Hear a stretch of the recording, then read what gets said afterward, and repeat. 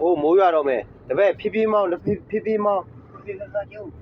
တော့တော့ ဆရာသမားဘီနာမရှိနေလို့စင်ပြေနေတာမတပည့်ကားမောင်းလာအဲ့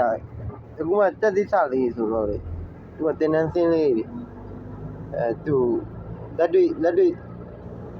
စမ်းတက်နေစင်ပြေလာမပြေလာဘူးပတ်တရကန်ကြီးမှာတားရှုပ်လေ โอ้ย CNN CNN อัปเดต CNN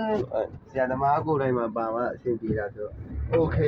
คนลดความเร็วกระทันหันกรุณาเว้นระยะห่างจากรถคันหน้า ဟာရှူးရှူးတဲ့တပည့်ရတယ်ဆရာရှူးရှူး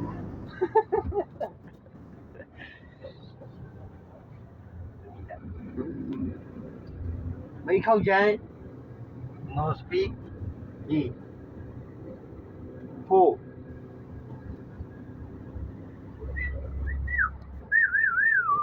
တဲ့ကန်ကြီးမှာတော်တော်ရှုပ်